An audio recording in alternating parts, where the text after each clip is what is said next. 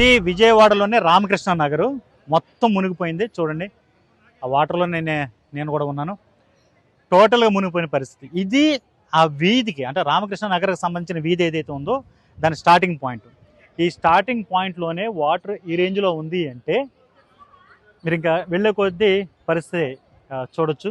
అదిగో వాళ్ళిద్దరు పాపం వాళ్ళకి సంబంధించిన వాళ్ళని తీసుకుని వచ్చేసి మళ్ళీ ఇంకొంతమందిని తీసుకురావడం కోసం వాళ్ళు వెళుతున్నారు అక్కడ దూరంగా.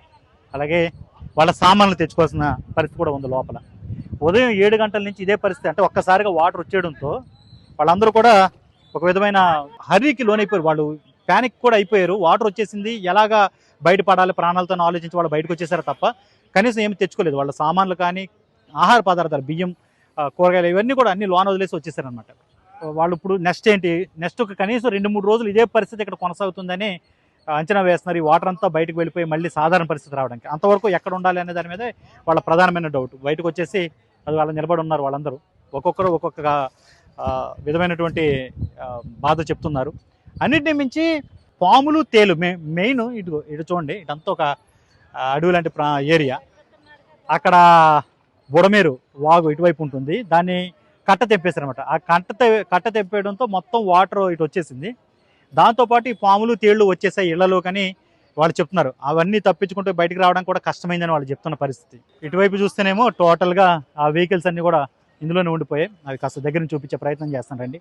ఇది ఈ వాటర్ లెవెల్ ఏ రేంజ్లో ఉందో చూపించడానికి ఒక ప్రయత్నం చేస్తున్నాను. ఆ దూరం నుంచి నడుచుకొస్తున్న వాళ్ళు చూడండి, ఆల్మోస్ట్ నడుములోతు ఉంది. ఇంకా ఎదరికి వెళితే ఇంకా మెడ వరకు కూడా వచ్చేస్తుందని చెప్తున్నారు. మొత్తం ఈ వెహికల్స్ అన్నీ కూడా ఇదిగో ఇలా ఉండిపోయాయి ఈ వాటర్లోనే. అంటే ఇది అన్ఎక్స్పెక్టెడ్గా వచ్చేసింది కాబట్టి ముందు వర్షం కురిసింది, ఇలా భారీ వర్షాలు కురవడం కామన్ ఈ కాలంలో కాబట్టి పెద్ద ప్రాబ్లం ఉండదనే వాళ్ళు భావించారు. కానీ ఒక్కసారిగా ఈ బుడమేరు ఈ కట్ట తెగిపోవడంతో ఆ వాటర్ మొత్తం వచ్చేసి ఈ వెహికల్స్ని వీటన్నింటిని ముంచేసింది. ఇక ఇదిగో వెళుతున్న వాళ్ళ పరిస్థితి చూడొచ్చు ఎంత లోతు ఉందనేది. ఇదిగో కర్రలు సాయం పట్టుకుని స్టిక్స్ ఇవి పట్టుకుని వెళ్తున్నారనమాట.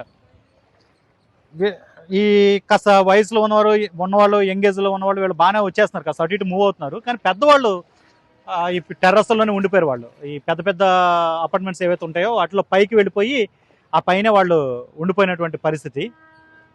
వాళ్ళ ప్రాణాలు అయితే కాపాడుకున్నారు.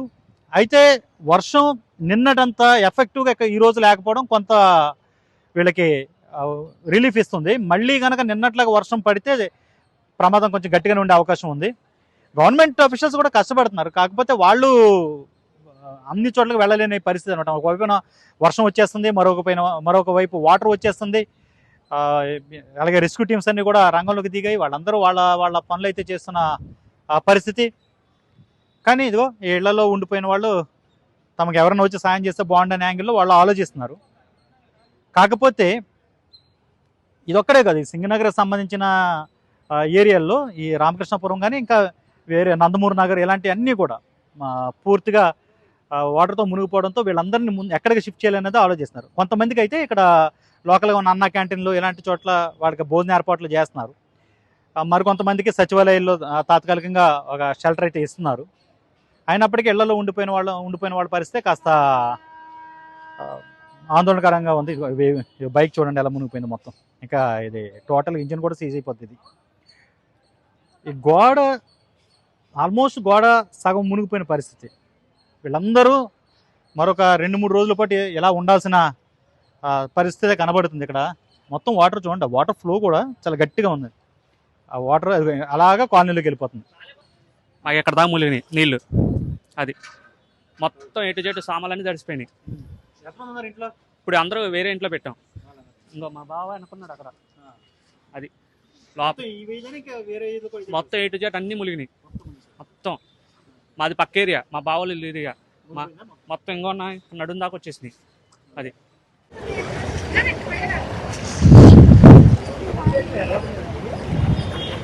వాటర్ ఎంత స్పీడ్గా ఇక్కడ వస్తుందో చెప్తాను వినండి. నేను ఇక్కడ ఈ స్టోరీ చేయడానికి వీళ్ళు బైట్స్ తీసుకోవడానికి కాస్త లోపలికి వెళ్ళి వచ్చాను కదా.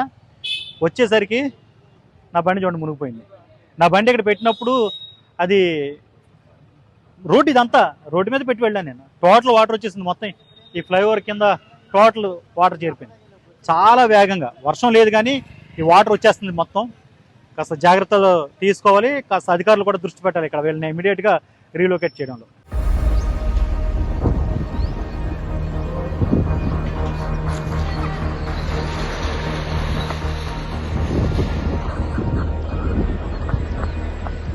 ఇక్కడ ఉన్న ప్రధానమైన సమస్య ఏంటంటే ఈ వాటర్ ఎప్పటిలోగా ఇక్కడి నుంచి వెళ్ళిపోయి మళ్ళీ నార్మల్ పరిస్థితి వస్తుందనేది ఒక ప్రధానమైన సమస్య. దానికంటే ముఖ్యమైనది ఏంటంటే అసలే వైరల్ ఫీవర్స్ ఎక్కడికక్కడ చాలా ఇబ్బందికర పరిణామం ఉంటుంది. ఆ వైరల్ ఫీవర్స్ కూడా ఇంత ముందులో వచ్చి 1-2 రోజుల్లో తగ్గడం కాదు. 1-2 రోజులు జ్వరం ఉందంటే తిరిగి పూర్తిగా కోలుకోవడానికి, ఆ ఒళ్ళు నొప్పుల నుంచి బయటపడడానికి 10-15 రోజులు పట్టేస్తుంది.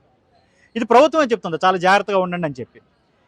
దానికి తోడు ఇప్పుడు ఇలాంటి వరదల్లో చిక్కుకుపోయిన వాళ్ళ పరిస్థితి, ఈ వాటర్ అంతా కూడా వెళ్ళిపోయినా వాళ్ళు పూర్తిగా ఆరోగ్యవంతులు కావడానికి ఈ అంటువ్యాధులు ఏమైనా ప్రబలితే చాలా టైం పట్టేస్తుంది. ఇప్పుడు ముందు దాని మీద దృష్టి పెట్టాలి. కలరా కావచ్చు, లేకపోతే ఇలాంటి అంటువ్యాధులు ప్రబలకుండా చాలా జాగ్రత్తలు తీసుకోవాలి.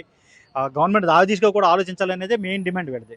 వరద నుంచి బయటపడినా ఆర్థికంగా కూడా కాస్త దెబ్బతినే పరిస్థితి. ఎందుకంటే వాళ్ళ సామాన్లు చాలా వరకు పాడైపోయి, ఈ ఏరియాలో ఉండే వాళ్ళు ఎక్కువ మంది కాస్త మధ్యతరగతి, దిగువ మధ్యతరగతి ప్రజలే.